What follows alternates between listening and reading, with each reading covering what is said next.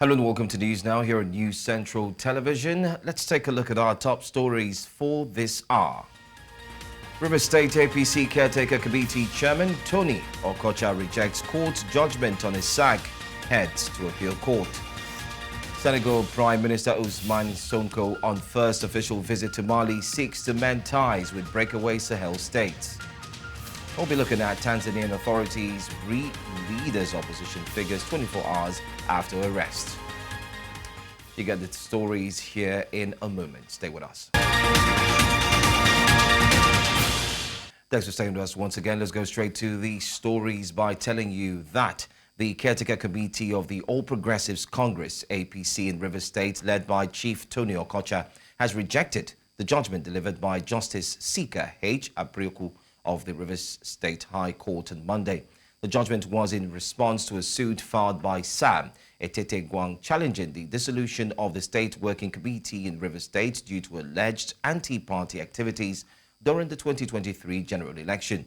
According to Chibike Ikenga, Publicity Secretary of the Caretaker Committee, the party had earlier petitioned the Chief Judge of River State to recuse Justice Abrioku from the case, citing concerns about his impartiality. However, the petition was ignored.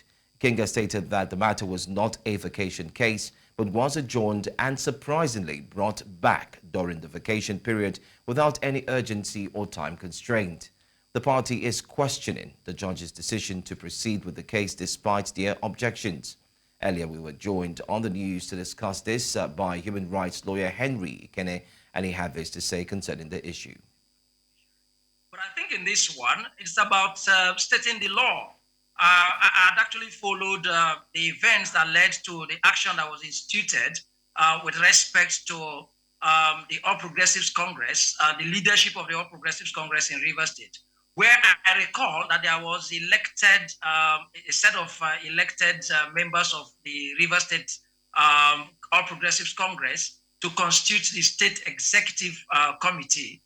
And then while their tenure was subsisting, then the National Working Committee constituted a caretaker committee. So I followed that on. I think I understand that the issues were about the subsistence of the tenure of those elected members. So the court today, I followed the report, has actually stated the law. When you elect, we should have democracy. If we pretend or profess to be a democratic state, then we should really uphold the tenets.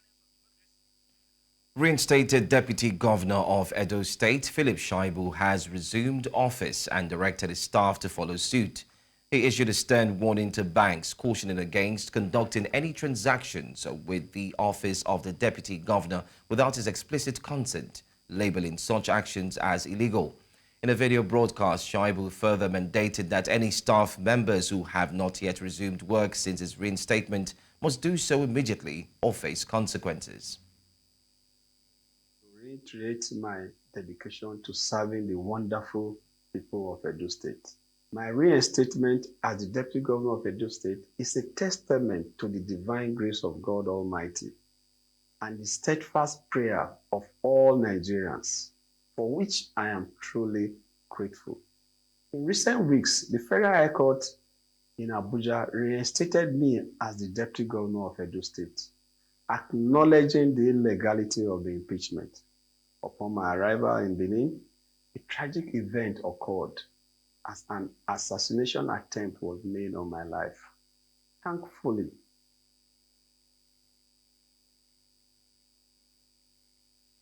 meanwhile, the Edo State government stated on Monday that Philip Shaibu is impersonating the deputy governor and should stop presenting himself as such. Commissioner for Communication and Orientation, Chris Nehikare, noted that Shaibu is not the deputy governor of Edo State, and any correspondence from him in that regard should be disregarded and considered a forgery.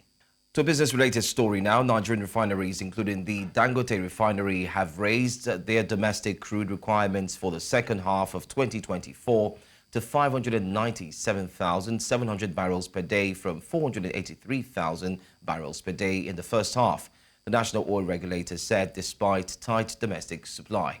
The Nigerian Upstream Petroleum Regulatory Commission, NUPRC, was only able to help secure 177,777 BPD from oil producers in the first 6 months of the year, way below what the refiners had asked for. It said in a statement released. The NUPRC said oil producers could not satisfy the demands because some had operational challenges, while others pledged most of their output to traders who financed drilling. Dangote Refinery has accused the Nigerian Upstream Petroleum Regulatory Commission, NUPRC, of failing to enforce a law that requires oil producers to supply domestic refiners, saying in a statement on Friday that this laxity in enforcement has been raising its operational costs. Joining me on the news to speak on Dangote's accusation of oil theft and NNPC crude oil regulatory laxity is Comrade Bedford Berefa, spokesman, Ijaw Youth Council Worldwide. Thank you for joining me this afternoon. Thank you very much for having me. All right, so this is like the umpteenth time in 1 month that Dangote is talking tough against the unfavorable condition of the NUPRC and, of course, the NNPCL towards his refinery. What do you make of the recent statement? Well, that is just a statement of facts. If you see the antecedents recently, as regards to the oil and gas sector, even the former president of this country, our father, our grandfather, Olusegun Obasanjo also he made that very, very explicit even when he was there. The monumental corruption that has endangered the oil sector over the decades is alarming, and the Dangote refinery has come to expose that reality.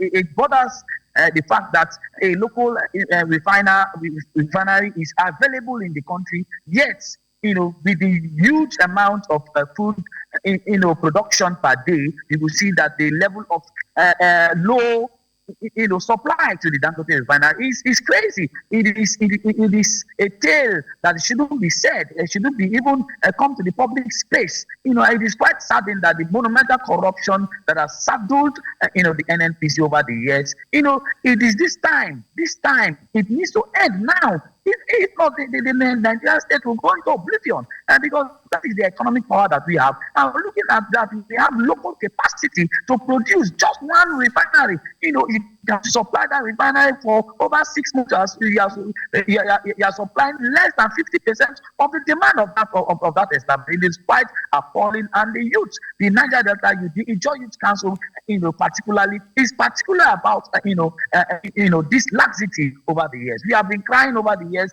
that the oil thieves are not those that are in our bush, in our villages. The actual oil thieves are those that are wearing suits in the NNPC, that are, carrying out this monumental corruption. And this has also exposed that fact. And that is why we are saying that, the NNPC is no longer suitable to function as a regulatory entity, for the functioning of our local refinery. Therefore, there is every need for laws to be put in place, to either disengage those that are currently at the end of our fair and decentralize, the NNPC for, proper, outputs.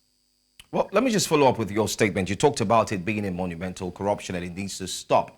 Well, recently, a former president of Nigeria, Olusegun Obasanjo, and of course, an Afri-capitalist, and not forgetting too, businessman Tundu Lissu, had cried out to say it's high time that the federal government name names and call out those who are indeed stealing from Nigeria's commonwealth, especially from the crude. Do you think it's a hard stance? It's a difficult one for the government to actually publish or point fingers and then start calling out those who are benefiting from this oil theft, therefore making it hard for the refineries to start working and then also making it difficult for the likes of Dangote?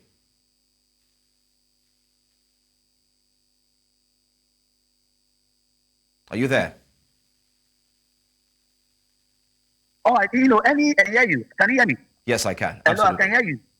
I said, looking at the poverty that has bedeviled this country, every sensible government, particularly in this 21st century, that want Africa to work, that want Nigeria to work, that want Nigeria Nigeria to take its place as a giant of Africa should do the needful. The governments, those that are thieves of oil thieves, thieves. They know them. They are part of the government. They are part of the financiers of political parties. They know them. So any government that wants Nigeria to work should name them. For us as the Joint Youth Council, we are going to, distant time, we are going to take it upon ourselves to start calling out names, to start publishing names that these are the actual oil thieves. They are in the NNPC. They are in the government sector. There are people that have been in the government setting that have been sponsoring political parties over the years. If you see harassing in a position that a business mogul. Anyway, this is a conversation that we look forward to have in continuation of looking into the story. But most importantly, thank you so much. I'm sure that the thoughts expressed are your thoughts, that the thieves can actually be found within the government circle. We'll go for a quick break. When we come back, we'll take a look at more stories here on News Now. You're watching News Now on News Central Television. A federal high court in Abuja has dismissed an application seeking to stop the hashtag End Bad Governance protest. Justice Peter Lissu dismissed the ex parte motion filed by 15 Nigerians, including Danladi Goje, Buki Abayomi, and Adiza Abo, who sought to restrain the protesters from continuing their demonstration. The applicants claimed that their fundamental rights would be breached if the protest continued, but the judge ruled that there was no evidence to suggest that the protest would resume since it had already ended last week. Justice Lissu also criticized the applicant's lawyer, Sembili Soka, for failing to provide the required affidavit to support the request for an interim injunction and substituted service. The respondents in the matter included various organizations and individuals involved in the protest, as well as the Attorney General of the Federation and security agencies. This ruling means that the protests can continue, and the court has refused to grant an interim injunction to stop it. Let's go now to stories concerning Kano State. The Kano government has suspended a 24-hour curfew imposed in the state in response to looting and destruction of properties during the hashtag End Bad Governance protest. Baba Dantiye, Kano Commissioner for Information and Internal Affairs, announced the suspension of the curfew during a state broadcast on Monday. On August 1, Abba Yusuf, Governor of Kano, imposed a 24-hour curfew in the state following reports of violence during the protest. The 10-day nationwide protest against bad governance and economic hardship commenced on August 1. On August 2nd, the governor relaxed the curfew by 5 hours to enable Muslim worshippers to observe Jumat prayer. The commissioner said the governor lifted the curfew completely due to the satisfactory and improved security situation in the state. The Nigerian police force has shed more light on the raid of the office of a foreign national at the Labour House in Abuja, saying that intelligence information revealed that taking advantage of the recent hashtag End Bad Governance protest to create crisis in the country. The Inspector General of Police, while responding to questions on why the police were not in support of the hardship protest, says that available intelligence revealed that some of the organizers planned to use the protest to sabotage the country. Our correspondent, Idong Joseph, reports. The allegations by the Nigerian Labour Congress over the raid of its national secretariat by security operatives has continued to generate reactions nationwide. While the NLC is demanding an apology from the federal government and police over what it described as an unwarranted invasion, the police is saying it acted within the rules of the law. The police also denied that it raided the NLC headquarters, but a private office belonging to a foreign national in the Labour building, over intelligence information that the suspect was engaging in terrorist activities and sabotage efforts using the recent End Bad Governance protest in Nigeria. Why the noise about the raid on Labour House when the police didn't raid Labour House? We raided only a shop that the individual was using as a front, and we have been monitoring his activities. He was very active in the Sudan crisis. Wow. And he's in Nigeria mobilizing people to destabilize our country. Speaking at the Nigerian Police Force Youth Summit, which held in Abuja, The Inspector General of Police says that criminal elements tried to take advantage of the protest using the cover of its popularity on social media. He called for collaboration with youth in the country, saying that the police is open to a partnership. I don't believe that protest that is mobilized on the social media is hijacked. Hijacked by who? By the same people that were mobilized for the protest. So our experience in previous protests would not make the police to want to take part in any protest that we know is going to be violent. I have seen that we are not communicating enough to the Nigerian youth. And this is why I appreciate what is happening here. But the police has the wherewithal. They also have the responsibility to get members of the community to cooperate with them. While it has been agreed by all stakeholders here that citizens are expected to play a role in ensuring adequate security, many believe that the ideas presented here will help contribute to fostering youth involvement in national security issues. In Abuja for News Central, I am Idong Joseph. In light of the ongoing economic crisis in Nigeria, there are growing calls for the repeal of the immunity clause found in Section 308 of the 1999 Constitution. This clause currently provides immunity for state governors and their deputies from prosecution, which critics argue fosters lack of accountability and corruption in governance. Lekon Obanjo brings us details in this report. 308 of the Nigerian 1999 Constitution provides immunity from prosecution for president, vice president, governor and deputy governor during the time in office. Specifically, it states, notwithstanding anything to the contrary in this Constitution, no civil or criminal proceedings shall be instituted or continued against a person to whom this section applies during this period of office. This immunity clause has been a subject of debate. If you look at the international criminal, for instance, the concept of immunity doesn't exist in that jurisdiction. Because if you commit any crime under Article 5 of the Rome Statute, that is war crime, genocide, crime against humanity, all of that, you can't be availed immunity. If we look at the Nigerian case, there is the contradiction. When a president or vice president, a governor or deputy governor comes into office, they have to swear to uphold the Constitution.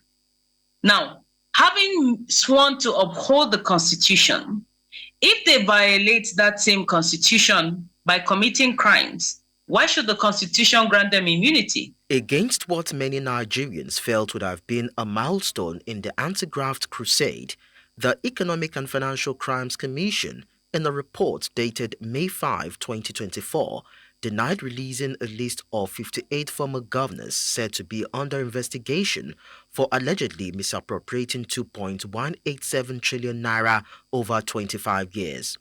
It, however, confirmed ongoing investigations of some former governors. How soon, if at all, will justice run its course? It is a question around a fair justice system. It's a question around discriminatory law enforcement.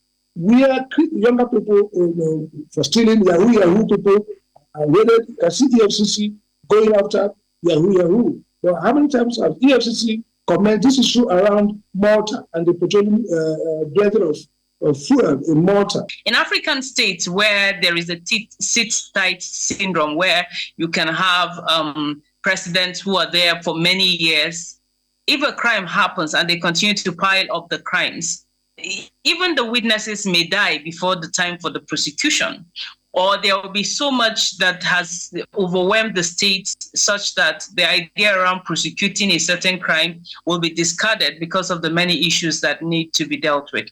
How can the rule of law be observed with the immunity clause in place?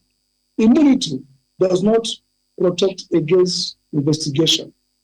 Immunity only protects against prosecution. So nothing stops the police, the EFCC, or any other law enforcement agency from prosecuting, from investigating criminal actions, even if they are covered by immunity. We are running a state that has been captured, a state that is at the heart criminal and corrupt state. So instead of them to prosecute fairly, they prosecute based on discretion. The issue of accountability is important for any relations, particularly governance, for it to go well. Because once powers cannot be interrogated, then it will be power on rampage. Then people will do whatever they want to do because they know that accountability will not catch up with them. The governors, the deputy governors, the president, the vice president should be at the forefront of protecting the laws, should even be the ones championing themselves and saying, look, we want to be accountable. As the nation grapples with economic challenges, critics assert that removing this protection would help restore accountability and promote good governance. From Lagos for News Central, Lekon Onobanjo. Nigeria's federal government says that it has concluded plans to begin the production of light ammunition in the country. The Minister of State for Defense, while informing newsmen on activities lined up to mark the 60th year anniversary of the nation's Defense Industry Corporation, says that Nigeria will soon end the purchase of its 7.62mm caliber ammunition for the nation's armed forces. He adds that Nigeria is already selling small arms to sister African nations. Amadine Uyi reports. Many experts believe that a nation is as strong as its military-industrial complex. With Nigeria establishing its Defense Industry Corporation about 60 years ago, Nigeria's government says so much has been achieved by the corporation. The DICON has established in 1964 and has since been at the forefront of Nigeria's defense manufacturing, contributing significantly to national security and technological advancement. This 60th anniversary marks a significant milestone in our journey of innovation, resilience, and dedication to the defense need of our nation. At this briefing to outline activities to mark DICON's 60th year anniversary, officials from Nigeria's defense sector say the industry has grown tremendously and will soon begin the production of certain calibers of ammunition for its security needs. We are signing an MOU now to begin the production of small ammunitions in Nigeria. I can assure each and every one of us in the next 2 years, Nigeria will not buy 7.62mm caliber weapon ammunition again. Never. Bye-bye to that era. We assure you that we have the capacity, we have the capability to produce, and as you know, many countries, many African countries now are coming to DICON for the procurement of their arms and ammunition. They also add that the upcoming two-day conference by DICON will seek to harness innovative talents of young Nigerians. We have heard of cases in many states in Nigeria where youth are already innovatively making things in the informal sector. And so we don't want these people to get into the wrong hands and this technology. We want to harness them. So that conference has an aspect that is going to cater for this. They commended efforts at amending the DICON Act, saying the new act will contribute significantly to national development and national productivity. In Abuja for News Central, I am Amadine Uyi. Nigeria has called for the support of the countries of Iceland, Sweden, Finland, Norway and Denmark in its quest to obtain a permanent seat at the United Nations Security Council. This was as ministers from the 5 Nordic countries paid a visit to the Ministry of Foreign Affairs in Abuja. Nigeria's Minister of Foreign Affairs called for more collaboration with the 5 countries, saying Africa's largest democracy has much to learn from their stability and success. We're looking to engage, to learn so much from all the countries because the Nordic region is one that excels in terms of the circular economy. This is something that we feel we can do a lot together. Your triple helix is something also that we're monitoring and admiring from a distance. We want to see how we can benefit from that mutually. And there's several other areas that I think we can delve. The United Nations High Commissioner for Refugees and the Borno State government have engaged in high-level discussions aimed at facilitating the repatriation of displaced persons from Cameroon, Chad and Niger to Nigeria. This was when delegation of the UNHCR visited Borno State Governor at the State Council chamber in Maiduguri. News Central's Umaru Kirawa completes the report. With the substantial return of peace in most communities that were hitherto insecure in Borno and the fringes of the Lake Chad, so many displaced persons have been resettled. While constructions are still ongoing in the hinterland communities, the challenge now is that of making the people independent in their quest for survival. Representatives of the United Nations Refugee Agency and the Borno State government have initiated strategic talks to address the complex issue of repatriation from neighboring countries. Our responsibility, our mandate is to support government in providing protection to refugees, but also to internally displaced persons and to find solutions. Our main request is one: government has to take ownership. If anybody who does not want the state government to take ownership, then we want to maintain our dignity and convey a message to this organization that we thank you very much, we are okay, and we don't need such interventions. A paradigm shift towards sustainable development, focusing on rebuilding communities and providing socio-economic support is part of the strategic talks. The sustainable response goes beyond the initial humanitarian assistance that has been provided. What we have seen here in Borno, but in a number of locations, is the fact that the humanitarian assistance has continued for a long period of time.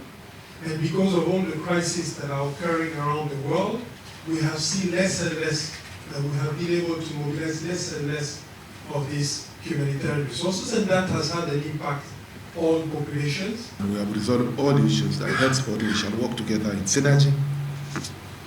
We shall do a joint planning mission, joint monitoring and evaluation mission,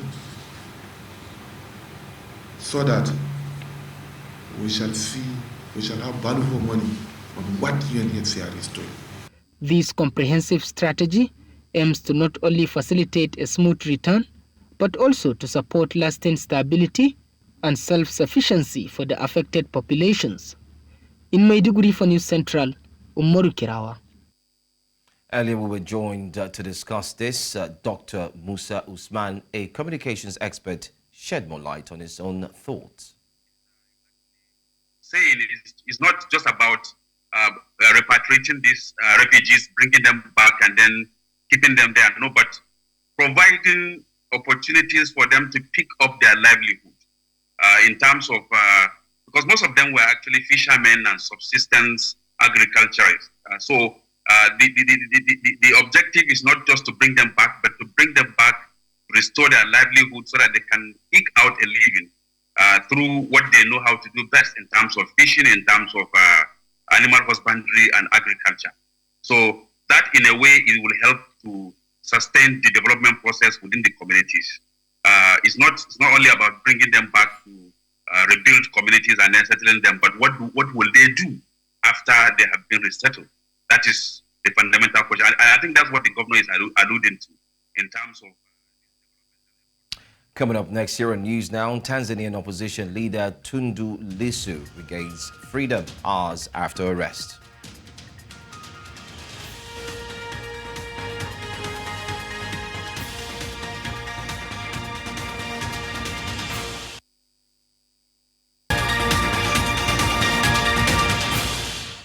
Welcome back. Senegalese Prime Minister Ousmane Sonko has paid a surprise visit to Mali, which recently cemented a breakaway union with fellow junta-led Sahel nations, Niger and Burkina Faso. The trip is Sonko's first official visit to a country belonging to the Confederation of Sahel States, all of which are led by army strongmen who took part in coups. It was set up in July as a rival to the Economic Community of West African States, ECOWAS, original bloc to which Senegal belongs. At a meeting with Mali Junta Chief Colonel Assimi Goita, Sonko said Senegal and Mali were united in their realities, but that he requires them to continue to cooperate on all levels. Tanzanian opposition figure Lissu and others have regained freedom. That's because Tanzanian opposition leader and others got bail after holding them for hours to thwart their rally. The Chadema leaders were arrested in the southwestern city of Mbeya, where the party was due to hold a rally on Monday to mark International Youth Day. Chadema's Director of Communications and Foreign Affairs said that around 500 youth supporters had also been arrested by police as they were making their way to the Mbeya gathering and were being escorted back home. Tanzanian police had announced a ban on the Chadema youth gathering, accusing the party of planning violent demonstrations. A swearing-in of President Paul Kagame after his election victory means the Rwandan leader will now be running a fourth term. Though Kagame is also praised for Rwanda's economic growth over the past 3 decades, critics question his authoritarian leadership and believe he has stayed too long. In this next report, News Central's Bernard Akede looks at the trend of African leaders staying for long in office. Slight victory was a person.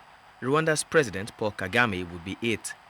Kagame won 99% of the votes in Rwanda's last presidential election, according to the provisional results, while his 2 opponents collectively received less than 1% of votes. In 2015, Rwandans voted to remove the 2-term presidential limit, potentially allowing Kagame to remain in power until 2034, and his recent election victory and now swearing in has got critics asking how long is too long for a president to remain in office.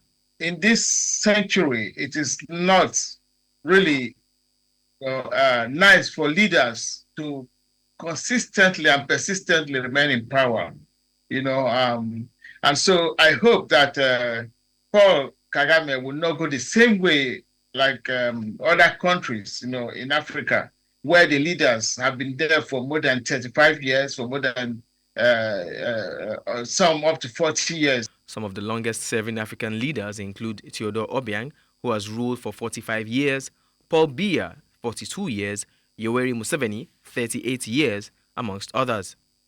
Though Kagame may not be as old as some of the longest-serving presidents in Africa, some still believe he has been ruling for a long time and as such should step aside, while others believe it's okay to stay even longer since the country's economy is doing well under him. It means stability for the country.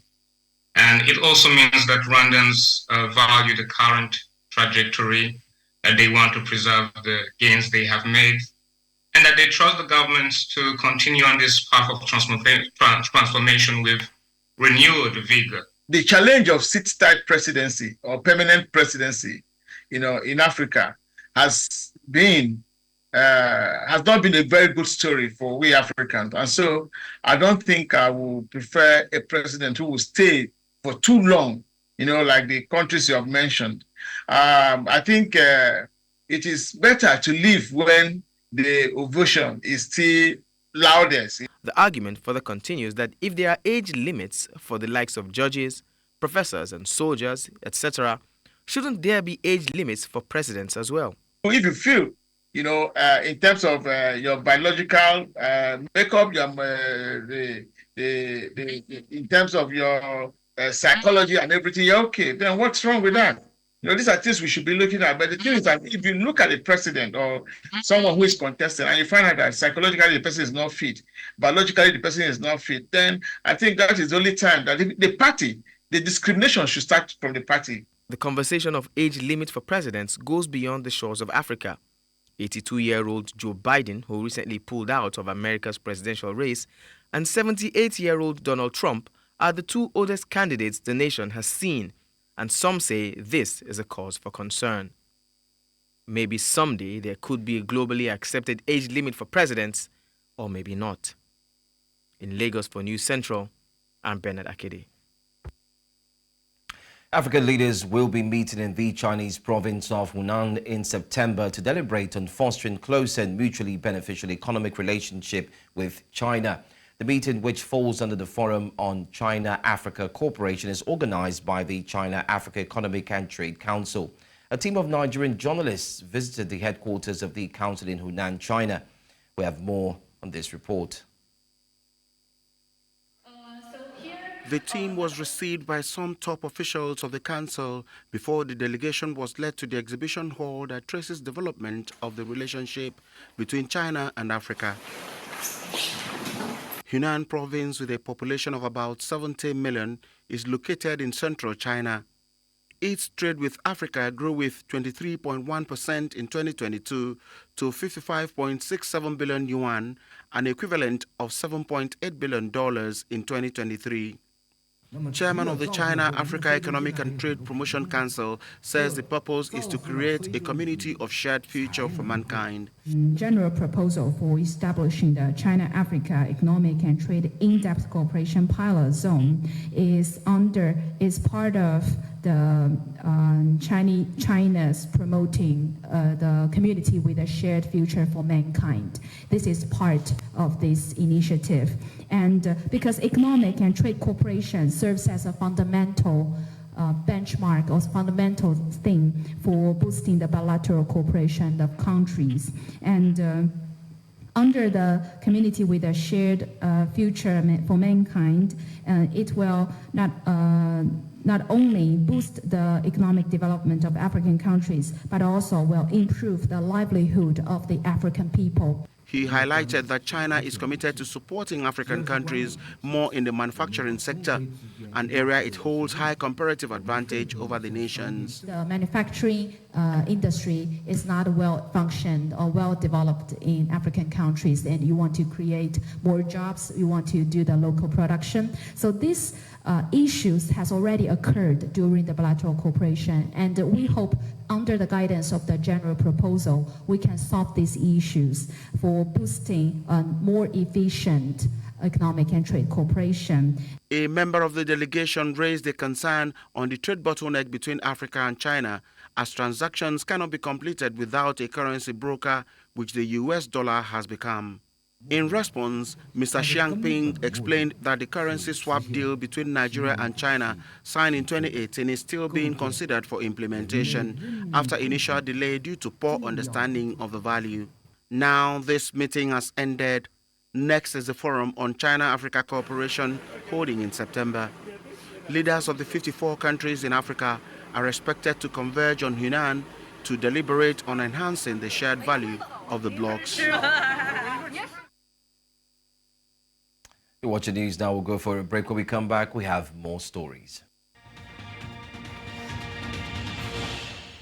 Thanks for joining us again. Iran has rejected calls from Western countries to stand down its threats to retaliate against Israel. This comes after the killing of Hamas political leader Ismail Haniyeh in Tehran last month, which Iran and its allies blame on Israel. In a statement, Iran's foreign ministry spokesman Nasser Kanani said that Western countries are failing to hold Israel accountable for its actions and are instead asking Iran to take no action. Kanani called the request politically illogical and a violation of international law. The US and European allies, including Britain, France, Germany, Italy, and the US, issued a joint statement on Monday urging Iran to stand down its threats of a military attack against Israel. They warned of serious consequences for regional security if such an attack takes place. Tensions in the Middle East are already high due to the ongoing Israel-Hamas conflict in Gaza. Western diplomats are scrambling to prevent further escalation. For more on this, I'm joined by international correspondent Afua Hagen. Thank you so much for being here, Afua. And let's go straight into it now. Where are the negotiation stages currently as we speak? Where are they? Well, negotiations for peace talks perhaps could be the thing that is holding off Iran from making any decision or going forth for any retaliation because of the killing of those two leaders, a Hamas leader and a Hezbollah leader. And at the moment, the negotiations are off, but it's thought that they could be resuming this Thursday in either Cairo or Doha, set to be attended by the United States, Egypt, and Qatar, as well as key mediators from Israel and Hamas, this could be a final bridging proposal. That's what it's being called. And all sides are being urged to attend this meeting, because this is no longer just about keeping the peace between Israel and Gaza, having a ceasefire there and for hostages to be released. This is also about the wider Middle East and the wider region, and what could happen if ceasefire talks are not completed or come to some sort of positive outcome. You could have Iran retaliating. Now, Iran has already said that it will retaliate, and it has to retaliate. It is ashamed that Haniyeh was killed on its watch in its land. So there will be a retaliation. Just how severe and how swift it will be. It has been quite a few days since that assassination, and we haven't seen Iran retaliate yet. And everybody is on tenterhooks that it could happen at any time. Now, I don't think we will see it happen before those ceasefire talks on Thursday, but how successful those ceasefire talks are will determine what happens next. Now, we do understand that the Western world have told told Iran to actually stand down any threat or attack. But what has been the world's response to its increased threat of aggression so far? You're absolutely right. You had the UK Prime Minister Keir Starmer make his first contact with Iran leadership in over 3 years, any contact that the UK government has had with Iran leadership. And he put in a call to say, like you said, stand down, to stand back from making any retaliation. At the moment, there was a joint statement from France, Germany, and the United Kingdom, which was issued on Sunday evening, and calling for the warring parties to strike a deal, saying there can be no further delay, given the simmering threat of a regional conflict. Now, the US and Israel are prepared for a scenario in which Iran does strike in a different way. Now, the US Defense Secretary Lloyd Austin ordered a guided missile submarine, that was the USS Georgia, to the Middle East, and it accelerated the arrival of a carrier ship in the region as well. And the US also released $3.5 billion of weapons to Israel, weapons and military equipment. This is months after it was appropriated by Congress. And the Israeli military have suspended vacation flights for permanent personnel in anticipation for an attack as well. So you can see all sides kind of gearing up for any attack that Iran could make against Israel. All right. Thank you so much, Afua Hagen, for joining us, our international correspondent here at News Central. We'll talk to you again.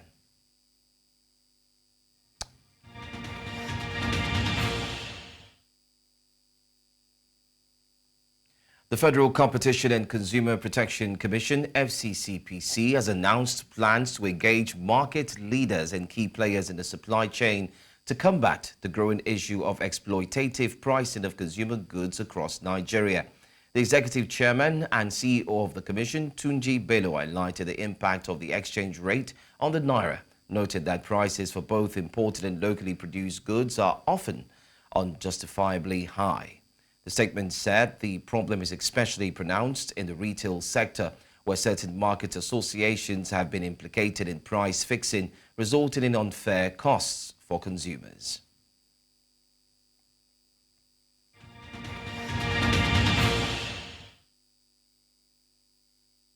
Let's bring you some sports updates. President of the Paralympics Committee in Nigeria, PCN, Sunday Odebode, urged para-athletes to be exemplary representatives of Nigeria as they left for a training tour in Germany. Departing from Murtala Mohammed International Airport, athletes, coaches and training partners flew with Ethiopian Airlines, Qatar Airways and Royal Air Maroc, competed in para-athletics, para-badminton, para-table tennis and para-powerlifting. The athletes were indeed advised by Odebode to avoid any actions that could damage the country's reputation and to perform with pride. While not promising a specific number of medals, Odebode expressed confidence in the team's potential. Team Nigeria's assistant captain Femi Alabi noted the team's strong preparation and assured Nigerians of a commendable performance. Nigeria earned 10 medals at the Tokyo 2020 Paralympics.